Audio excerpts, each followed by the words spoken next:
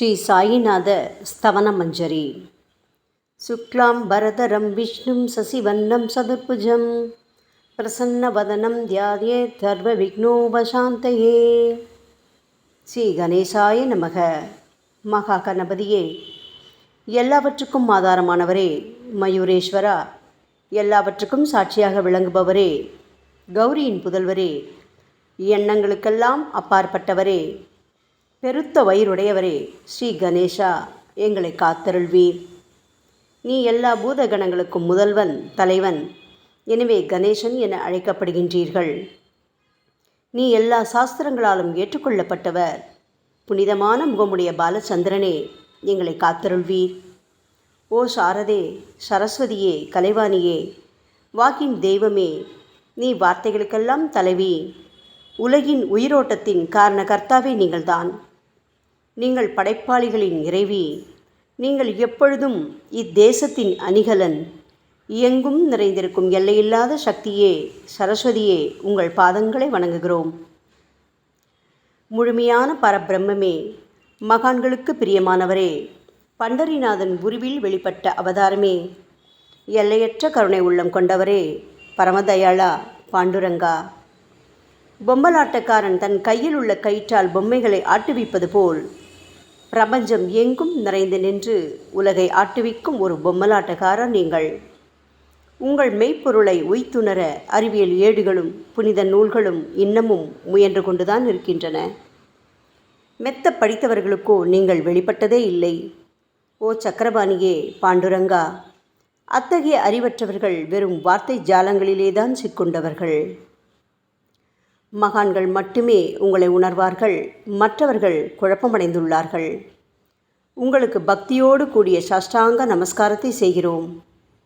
ஓ 5 முகங்கள் கொண்ட சங்கரனே, மனித மண்டை ஓடுகளான மாலை அணிந்தவரே, நீலகண்டரே, திகம்பரா, ஓம்கார வடிவானவரே, பசுபதியே, எங்களை காத்தருள்வீர்.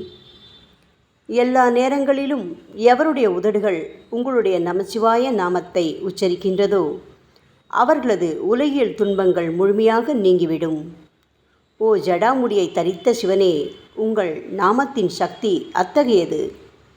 உங்களது பாதங்களை வணங்கி நாங்கள் ஸ்ரீ சாயிநாதரின் புகழை கூறும் இந்த துதியை எழுதுகிறோம். இந்த அருட்பணி முழுமையடைய எங்களுக்கு அருள்வாயாக நீலகண்டா, ஆலகால விஷமுண்ட சிவனே. இப்பொழுது அத்ரி மகரிஷியின் புதல்வரான தத்தாத்ரேயர், அவரவர் குலதெய்வங்கள் இந்திரன், துகாராம், ஞானிகள் மற்றும் எல்லா சாய் பக்தர்களையும் பணிகிறோம். ஸ்ரீ ஷீரடி சாய்நாதா, உமக்கு வெற்றி கிட்டட்டும். பாவிகளை கடைத்தேற்றும் கருணையுள்ளவரே, உங்கள் பாதங்களில் எங்களது தலையை வைத்து வேண்டுகிறோம். உமது பாதுகாப்பை எங்களுக்கு அருள்வாய். நீங்கள் முழுமையான பரபிரம்மம், ஆனந்தத்தின் இருப்பிடம். நீங்களே விஷ்ணு. மன்மதனை எரித்த ஊமையொரு வாகனும் நீங்களே. சாயி, நீங்கள் மனித வடிவில் தோன்றிய இறைவன். அறிவு என்னும் ஆகாய சூரியன். நீங்கள் கருணை கடல். நீங்கள் பிறவி பிணிக்கு ஓர் அருமருந்து. நீங்கள் ஏழைகளுக்கும் கீழ்த்தட்டு மக்களுக்கும் விரும்பியதை கொடுக்கும் சிந்தாமணிக்கல். நீங்கள் உங்கள் பக்தர்களை பரிசுத்தப்படுத்தும் தெய்வம். உலக வாழ்க்கை என்னும் சம்சார கடலில் மூழ்குபவர்களை காப்பாற்றும் ஓடம். நீங்கள் அஞ்சுபவர்களின் புகலிடம். சாயி, நீங்கள் இந்த பிரபஞ்சம் தோன்ற முதற்காரணமான பரிசுத்த பேரின்ப பேருணர்வு, அதாவது சைதன்யம். நீங்கள் கருணையே உருவானவர். உங்களது பலவிதமான வெளிப்பாடுகளில் இந்த உலகமும் ஒன்று. நீங்கள் பிறப்பற்றவர். சாவும் உங்களை தொட முடியவில்லை. எங்களது நீண்ட ஆழமான சிந்தனைக்கு பின் வெளிப்பட்ட கருத்தே இது என் குருநாதா. பாபா, பிறப்பு இறப்பு என்பவை அஞ்ஞானத்தால் தோன்றும் வெளிப்பாடே. ஓ மகராஜ், நீங்களோ இறப்பும் பிறப்புமற்ற சுதந்திர பறவை அல்லவா? தண்ணீர் நீரூற்றுக்காக தோன்றினால் அதன் ஆதாரம் அங்கு இருப்பதாக அர்த்தமா? ஏற்கனவே நீர் பூமிக்குள் நிரம்பி இருந்தது. பூமியின் உள்ளே இருந்து ஊற்றாக வெளியே வந்தது, அவ்வளவுதான். மணற்படுகையில் நீர் ஊற்றாக வெளிப்பட்டதும் அது நீரோடை என்று பெயர் பெற்றது. தண்ணீர் இல்லாவிட்டால் அது வெறும் மணற்படுகையே. அந்த மணற்படுகையில் தண்ணீர் ஊற்றாக வந்தாலும் அல்லது வற்றி போனாலும் தண்ணீருக்கு அதனால் ஒன்றும் ஆவதில்லை. ஏனென்றால் தண்ணீர் அந்த மணற்படுகைக்கு எந்தவிதமான முக்கியத்துவமும் கொடுப்பதில்லை. ஆனால் அறியாமையால் மணற்படுகையோ நீர் நிரம்பி இருந்தால் அது பெருமைப்பட்டு கொள்கிறது. ஆகையால் நீர் வற்றிய உடனே அது மிகவும் மனவருத்தம் அடைகிறது. இந்த மனித உடலும் ஒரு விதத்தில் அந்த மணற்படுகை போன்றதே. புனித பேரின்ப நிலையை அந்த நீரூற்றின் தூய தண்ணீருக்கு ஒப்பிடலாம். இம்மாதிரி எண்ணற்ற மணற்படுகைகள், அதாவது மனித உடல்கள் இருந்த போதிலும் அவற்றில் உள்ள நீர், அதாவது பேருணர்வு எனப்படும் சைதன்யம் மட்டும் மாறுபடுவதே இல்லை. கருணையுள்ளம் கொண்டவரே சாய்நாதா, நாங்கள் உங்களை ஆதியும் அந்தமும் இல்லாதவர், பிறப்பற்றவர் என்று கூறுவோம். இந்திரனின் கையில் இருக்கும் வஜ்ராயுதம் நீங்கள். இந்த வஜ்ராயுதம் ததீசி என்ற முனிவரின் முதுகெலும்பை கொண்டு தயாரிக்கப்பட்டது. இதுவரை இந்த பூமியில் எத்தனையோ எண்ணற்ற உயிரினங்கள் தோன்றியுள்ளன, இப்பொழுதும் தோன்றிக் கொண்டுதான் இருக்கின்றன. வரும் காலத்தில் மேலும் எண்ணற்ற உருவங்கள் தோன்றத்தான் போகின்றன. அந்த ஒவ்வொரு தோற்றத்திற்கும் ஒரு தனி உருவமும் பெயரும் கிடைக்கும். இந்த உயிர்கள் ஒவ்வொன்றும் பெயராலும் தோற்றத்தாலும் மட்டுமே இவ்வுலகில் அடையாளம் காட்டப்படுகிறது. ஆகையால் அந்த சுத்த பேருணர்வு நிலையை நீ நான் என்று பிரித்து காட்டுவது சரியல்ல. ஏனென்றால் எது இரண்டாக தோன்ற முடியாதோ அதுவே உண்மையில் பரிசுத்த பேரின்ப பேருணர்வு எனப்படும். அது ஒன்றே அனைவரின் உள்ளும் ஆத்மா என்ற பெயரில் உள்ளது. மேலும் உண்மையை சொல்வதானால் அந்த ஒரே ஒரு சுத்த பேரின்ப பேருணர்வு நிலைதான் உலகம் முழுவதும் வியாபித்திருக்கிறது. அப்படி இருக்கையில் நீ நான் என்ற வேற்றுமைகள் எவ்வாறு இருக்க முடியும்? நீருண்ட மேகத்தில் உள்ள நீரின் தன்மை உலகெங்கிலும் ஒன்றே. ஆனால் அது பூமியை அடைந்ததும் வெவ்வேறு தோற்றங்களை நதி, ஏரி, ஊற்று என ஏற்கின்றன. கோதாவரி மணற்படுகையில் விழும் நீர் கோதாவரி நதி என்றழைக்கப்படும். அதே சமயம் கிணறு ஒன்றில் விழும் நீருக்கு அந்த சிறப்பு தகுதி கிடைப்பதில்லை. கோதாவரி நதி மிகவும் புனிதமானது. சாயி, நீங்கள் அதில் உள்ள தூய நீரை போன்றவர், நாங்களோ குளம், குட்டை, சகதியில் உள்ள நீர் போன்றவர்கள். நம் இருவருக்கும் இடையே உள்ள வித்தியாசம் இதுதான். பாபா, எங்கள் வாழ்வின் குறிக்கோளை அடைவதற்கு நாங்கள் உங்களிடம் வரவேண்டும். கூப்பிய கரங்களுடன் உங்கள் பாதங்களை சரணடைய வேண்டும். ஏனென்றால் நீங்கள் ஒருவரே புனிதத்தின் உறைவிடம் என் குருநாதா. புனிதமடைந்த கோதாவரி நதி மணற்பரப்பில் மழை நீர் பாயத் தொடங்கும் போது அந்த நீர் புனிதத்தன்மையை அடையும். அதை வெறும் தண்ணீராக மட்டும் கருதினால் அந்த தண்ணீர் தான் எல்லா இடங்களிலும் இருக்கிறதே. கோதாவரி நதி தீரம் முழுவதும் புனிதமாக கருதப்பட்டது. பூமியின் அந்த மணற்பகுதி அதன் புனித தன்மையை நிர்ணயம் செய்கிறது.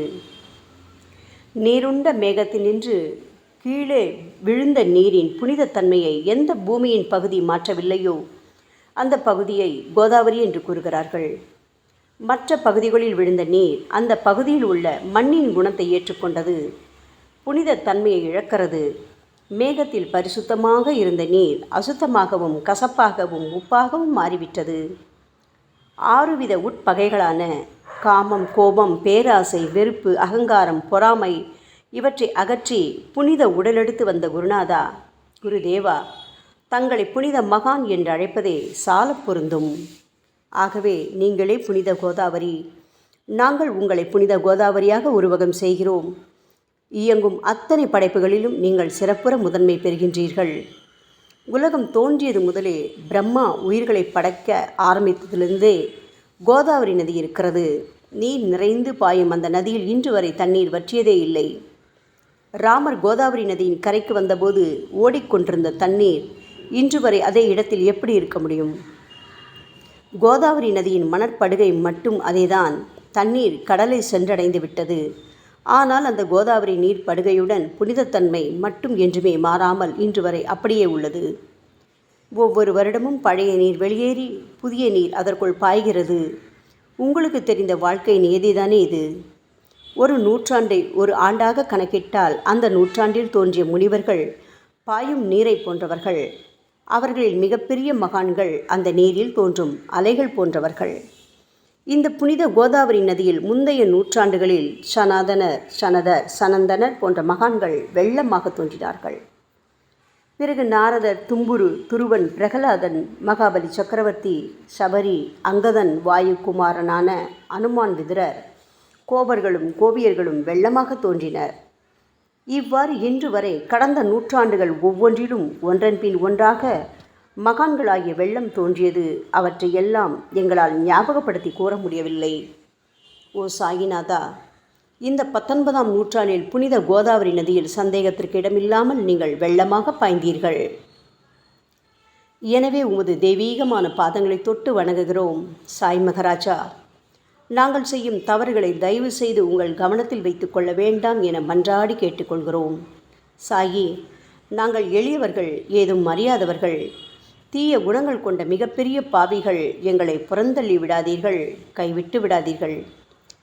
மட்டமான உலோகத்தையும் தங்கமாக மாற்றும் சக்தி கொண்ட ரசவாத கல் இரும்பினுடைய இயற்கையான தன்மைகளை பொருட்படுத்துவதில்லை. அதேபோல் கோதாவரி நதியும் தன்னுள் கலக்கும் சிறு சிறு ஓடைகளை திருப்பி அனுப்புவதில்லை.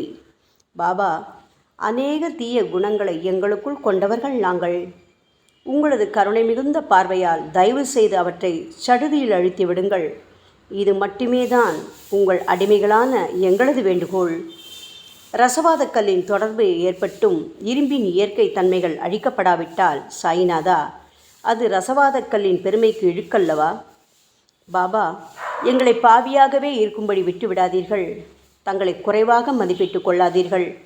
நீங்கள் ரசவாத கல், நாங்கள் இரும்பு. எங்களுக்கு ஏற்படும் இழிவுகள் தங்களுக்கு ஏற்படும் இழிவுகள் அல்லவா?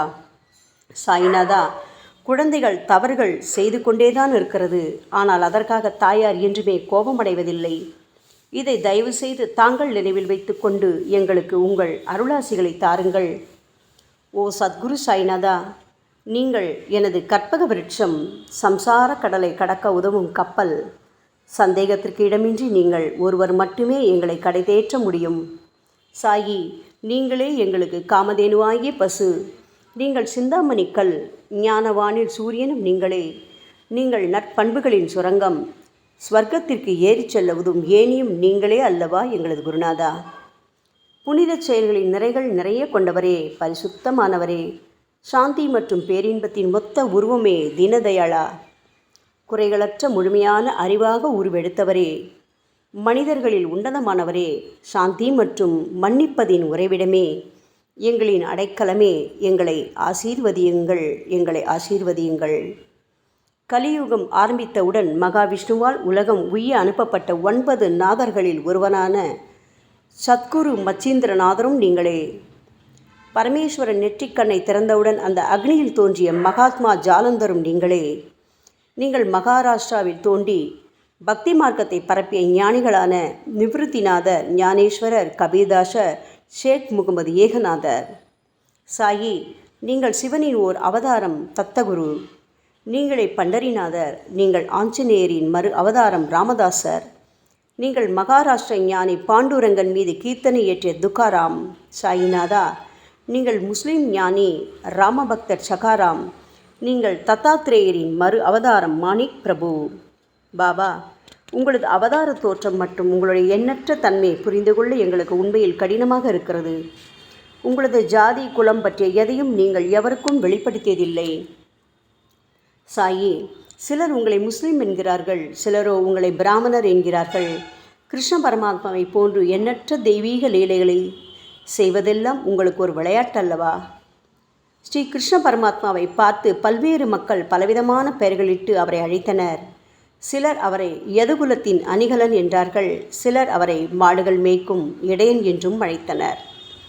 தாயான யசோதை அவரை பச்சிளம் குழந்தை என்றாள். கிருஷ்ணரின் மாமனாகிய கம்சன் அவரை உயிரை குடிக்கும் மகா காலன் என்றான். அர்ஜுனன் அவரை எங்கும் நீக்கமர நிறைந்துள்ளவர் என்றான்.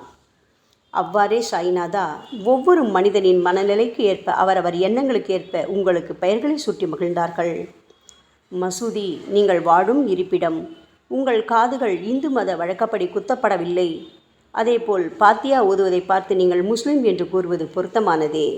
சாய்நாதா, நீங்கள் துனி மூலம் அக்னியை வழிபடுவதை பார்த்து நீங்கள் ஒரு இந்து என்று முடிவு செய்யப்பட்டது. பாபா, இந்த வெளிப்புற வித்தியாசங்களை வீண் விவாதம் செய்யும் எண்ணம் கொண்டவர்களே விரும்புவார்கள். உண்மையான ஞானத்தில் ஆர்வம் கொண்டவர்கள் இந்த வெளிப்புற வேறுபாடுகளுக்கு முக்கியத்துவம் தரமாட்டார்கள். சாயி, நீங்களோ பிரம்மத்தின் நிலையில் இருக்கின்றீர்கள். ஜாதி குலம் போன்றவை உங்களுக்கு முக்கியமில்லை.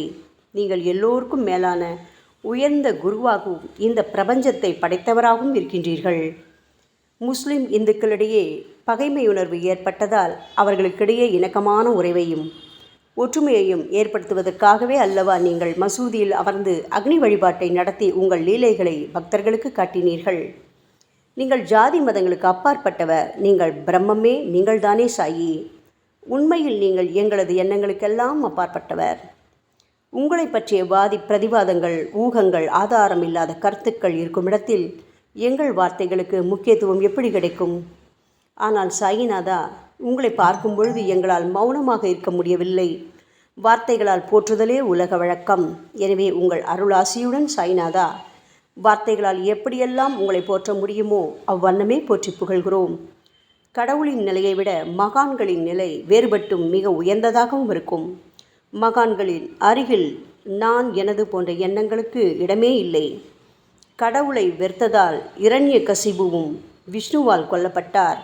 ராமனால் ராவணன் கொல்லப்பட்டன.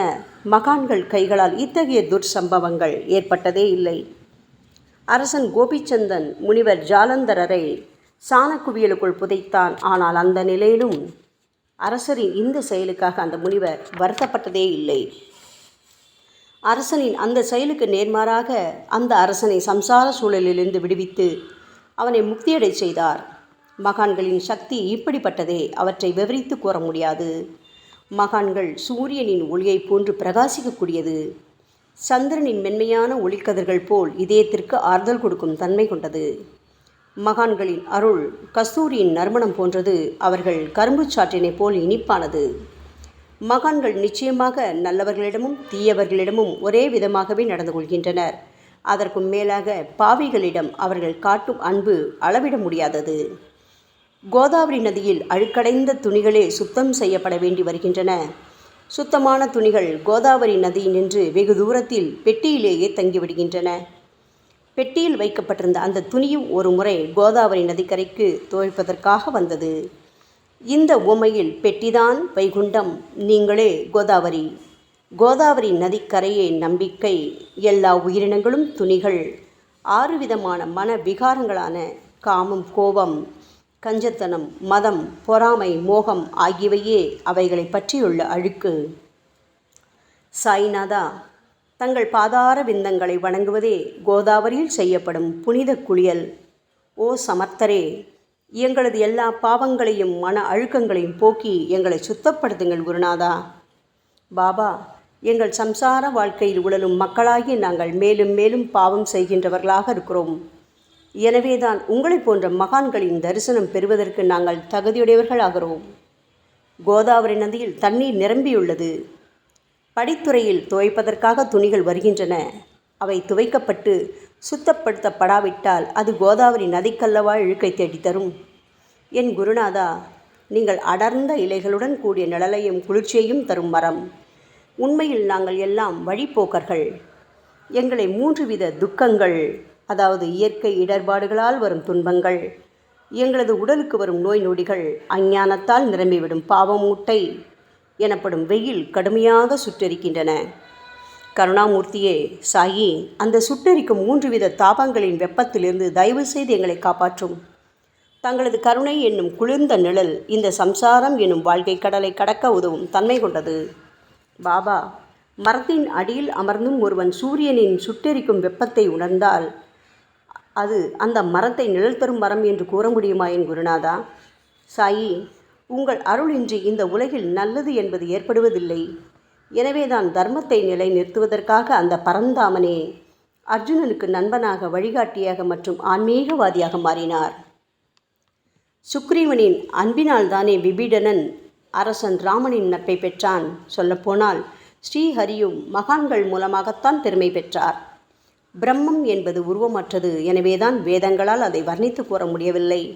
ஆனால் பூமியில் அதை மனித உருவில் தோன்ற வைத்து மகான்கள் அதன் உருவமற்ற தன்மையை மாற்றினர். தாமாஜி என்ற பக்தனுக்காக பகவான் பாண்டுரங்கனை ஒரு தாழ்த்தப்பட்ட குலத்தில் பிறந்தார். சோகமேளா என்ற பக்தருக்காக உலகை காக்கும் தெய்வமே இறந்த எருமைகளின் உயிரற்ற உடல்களை எடுத்தார். மகாராஷ்டிர ஞானி மகான் ஏக்நாத் என்ற பக்தனின் பெருமையை உணர்ந்த பரம்பொருள் பாண்டுரங்கனின் மாறுவிடத்தில் வந்து தண்ணீர் சுமந்து உழைத்தார். உண்மையில் மகான்கள் எல்லாவற்றையும் தாங்கும் சக்தியும் சச்சிதானந்த பிரபுவாகிய இறைவனின் எஜமானர்களே.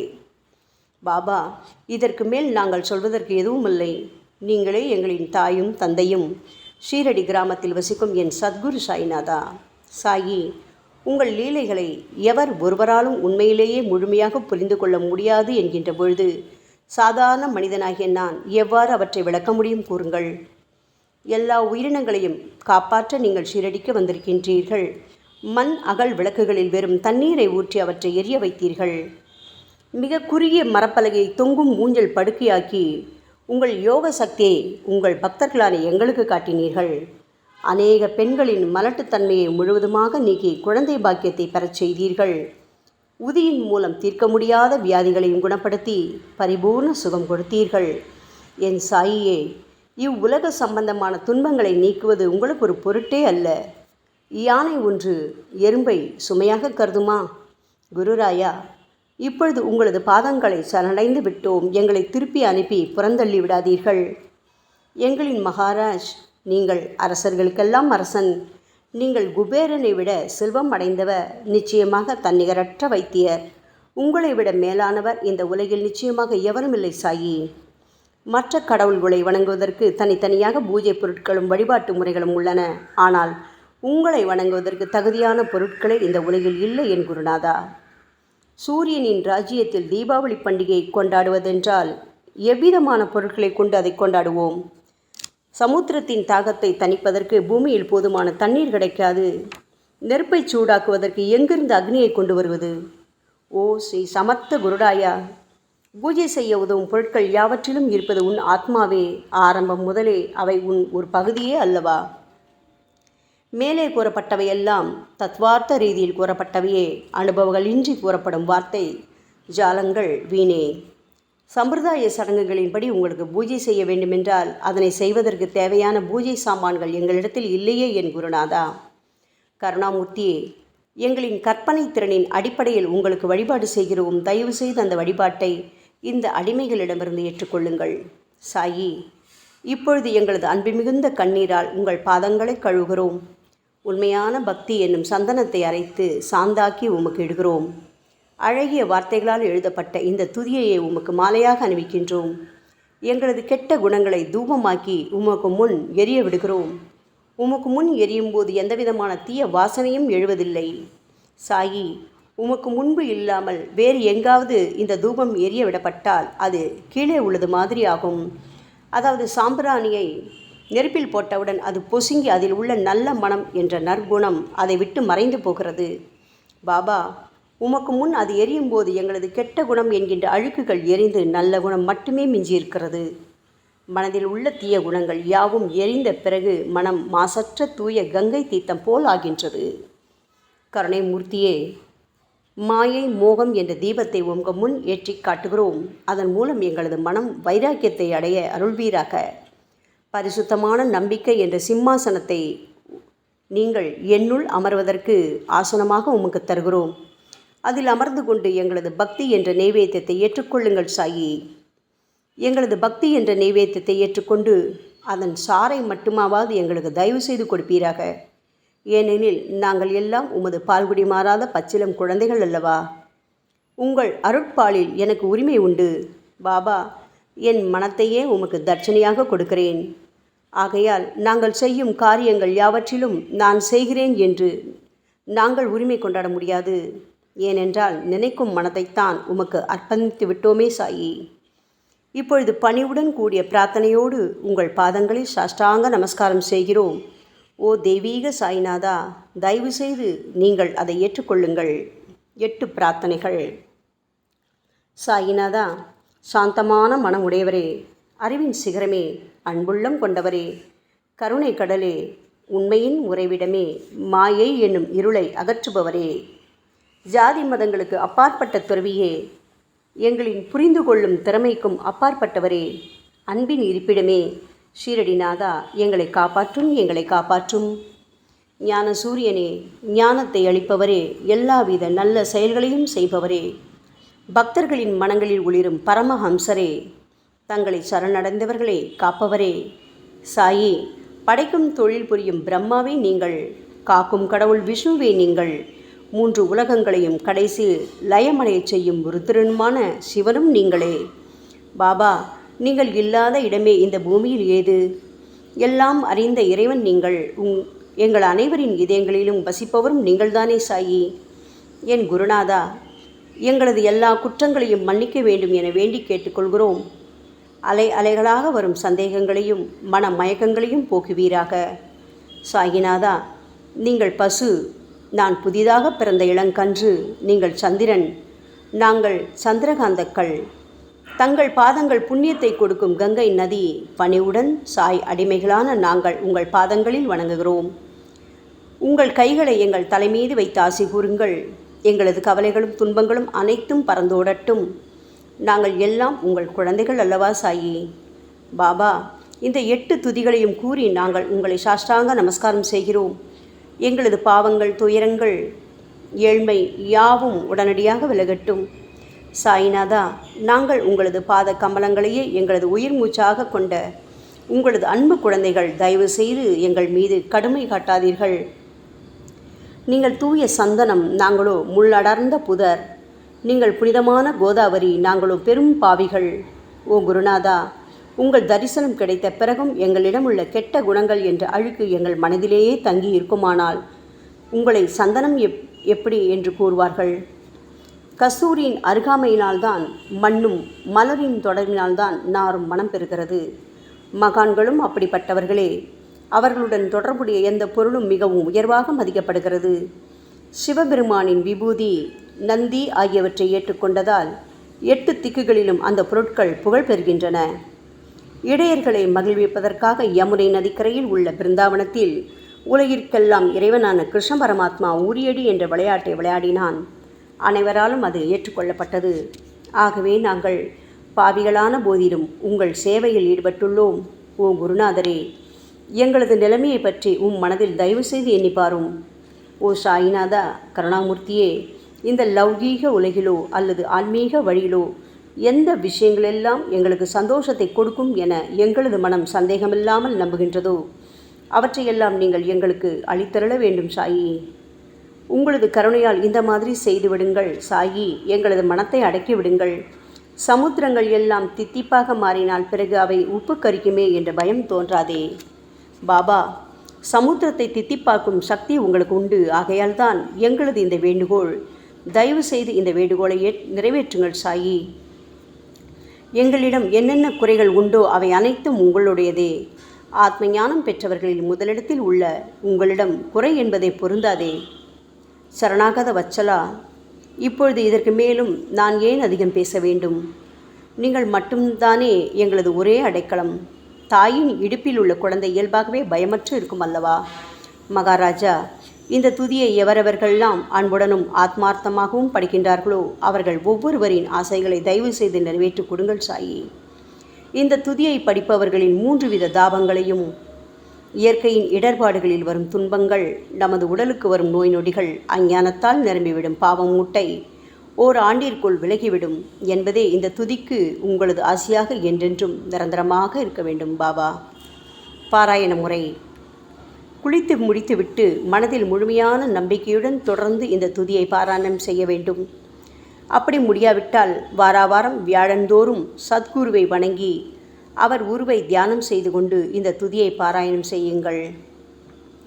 இதுவும் கூட முடியாவிட்டால் மாதம் வரும் 2 ஏகாதசி தினங்களில் இந்த துதியை பாராயணம் செய்யுங்கள். இது ஏற்படுத்தும் விளைவுகளை பார்த்து அதிசயப்படுவீர்கள். குருமூர்த்தியான சாய்நாதர் இந்த துதியை பாராயணம் செய்பவர்களுக்கு இவ்வுலகியல் ஆசைகளை முழுமையாக உடனடியாக நிறைவேற்றுவார். இந்த துதியை திரும்ப திரும்ப பாராயணம் செய்வதால் முட்டாள்கள் கூர்மையான புத்தியை அடைவார்கள். யாருடைய வாழ்நாளாவது குறைவானதாக இருப்பேன் இந்த துதியை அவர்கள் படிப்பதால் 100 ஆண்டு காலம் வாழ்வார்கள். இந்த துதியை தொடர்ந்து பாராயணம் செய்து வந்தால் செல்வம் குறைவாக ஏழையாக இருந்தால் செல்வத்தின் அதிபதி குபேரன் அவர்கள் வீட்டிற்கு வந்து தங்கி அவர்களுக்கு ஏவல் புரிவான். இது சத்தியம், இது சத்தியம், இது சத்தியம் என 3 முறை கூறுகிறார். குழந்தை செல்வம் இல்லாதவர்கள் இந்த துதியை தொடர்ந்து படித்து வந்தால் குழந்தை செல்வம் பெறுவர். இந்த துதியை படிப்பவர்களின் வியாதிகள் எல்லா பக்கங்களிலும் பறந்தோடிவிடும். வியாதி நின்று குணம் கிடைக்கும். இந்த துதியை திரும்ப படித்தால் பயம் மற்றும் கவலை மறைந்து போகும். மதிப்பும் மரியாதையும் கிடைக்கும். அழிவற்ற பிரம்மத்தை உணர்வார்கள். பிரம்ம ஞானம் கிட்டும். அறிவுடையோரே, இந்த துதியின் மீது உங்கள் இதயங்களில் முழுமையான நம்பிக்கை வையுங்கள். சந்தேகங்கள், நம்பிக்கையின்மை, தவறான எண்ணங்கள் ஆகியவற்றுக்கு கொஞ்சம் கூட மனத்தில் இடம் கொடுக்காதீர்கள். ஷீரடிக்கு புனித பயணம் மேற்கொள்ளுங்கள். பாபாவின் தாமரை பாதங்களை மனதில் இருத்துங்கள். அவர் அனாதைகளின் உறவினர், பக்தர்களின் விருப்பங்களை நிறைவேற்றும் கற்பகத்தரு, கேட்டதை கொடுக்கும் கலியுக தெய்வம். பாபாவால் உணர்வூட்டப்பட்டு இந்த துதியை நான் இயற்றினேன். இல்லாவிட்டால் எந்த விதமான முக்கியத்துவமும் இல்லாத என்னால் இந்த துதியை எவ்வாறு எழுத முடியும்? ஆங்கில ஆண்டு 1918 புரட்டாசி மாதம் வளர்பிறையில் விநாயக சதுர்த்தி அன்று சூரிய உதயத்துக்கு முன் இந்த பாமாலை நிறைவு செய்யப்பட்டது. புனிதம் வாய்ந்த நர்மதா நதிக்கரையில் இந்தூருக்கு அருகிலுள்ள ஊரான மகேஸ்வர கஷேத்திரத்தில் ஸ்ரீ அகல்யா தேவியின் சந்நிதியில் சாயிநாதரை போற்றி பாடும் இந்த சவண மஞ்சரி நிறைவடைந்துள்ளது. மகேஸ்வரம் என்ற புனித தலத்தில் இந்த துதி நிறைவடைந்தது. ஸ்ரீ சாயிநாதர் என் மனதிற்குள் புகுந்து இந்த துதியின் ஒவ்வொரு வார்த்தையையும் புற வைத்தார். தாஷ்கன் மகராஜ் எல்லா ஞானிகள் மற்றும் துறவிகளின் வேலையாள். எங்கும் மங்களம் பொங்கட்டும். ஸ்ரீ சாயிநாதரை போற்றி பணிவுடன் எழுதப்பட்ட இந்த ஸ்ரீ சாயிநாத ஸ்தவன மஞ்சரி என்ற துதி பாராயணம் செய்பவர்கள் சம்சார கடலை கடக்க உதவட்டும். இது ஸ்ரீ பாண்டுரங்கனுக்கு தாஷ்கனு மற்றும் சாய் பக்தர்களின் நம்பிக்கை மற்றும் பணிவோடும் கூடிய பிரார்த்தனை. மங்களம், சுபமங்களம். ஸ்ரீ சச்சிதானந்த சமர்த்த சத்குரு ஸ்ரீ சாய்நாத் மகராஜ் கி ஜெய். ஓம் சாய்ராம்.